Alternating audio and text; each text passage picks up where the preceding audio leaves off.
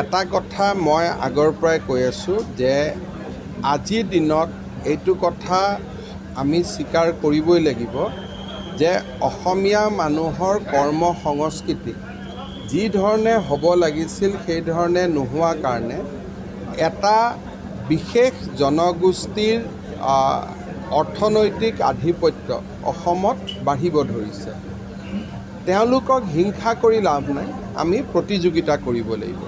আজি মই সিদিনাখনতো কৈছিলোঁ যে আমি বাছ নচলাওঁ, ফাৰ্মাচীত আমি কাম নকৰোঁ, লেবৰেটৰী টেকনিচিয়ান আমি নহওঁ, আয়ুৰ্বেদিক ডাক্তৰ আমি নহওঁ, লাহে লাহে মেডিকেলত ডাক্তৰৰো আমি চিট পোৱাত কমি গৈ আছোঁ। আমি বিভিন্ন গাঁৱে ভূঞে থকা ব্যৱসায়বিলাক নোহোৱা কৰি গৈ আছোঁ। এনেকুৱা পৰিৱেশ হ'লে আমাৰ জাতিটো কিমান দিন জীয়াই থাকিব? আৰু এইটো কোনো মোৰ কথা নহয়। মই ভাবোঁ যে গাঁৱে ভূঞে অসমীয়া মানুহে ইয়াৰ ওপৰত আলোচনা কৰিব লাগে আৰু আমি আজি এক প্ৰকাৰ ইয়াৰ ওপৰত এটা সিদ্ধান্ত উলিয়াব লাগে। সিদিনাখনো মই কৈছোঁ যে আজি আমাৰ গোটেই নামনি অসমখন, বিশেষকৈ গুৱাহাটী মহানগৰ, খাৰুপেটীয়াৰ তৰকাৰী আৰু চব্জিৰ ওপৰতে আমি নিৰ্ভৰ কৰোঁ। বিভিন্ন সময়ত বাতৰি কাকতত ওলাই আছে যে তাত বহুত বেছি সাৰ দিয়া হয়। বহুতে মোক কৈছে যে এনেকুৱা হয় যে বেঙেনাত সাৰ দি ৰাতি ৰাতি বেঙেনা গজি যায়।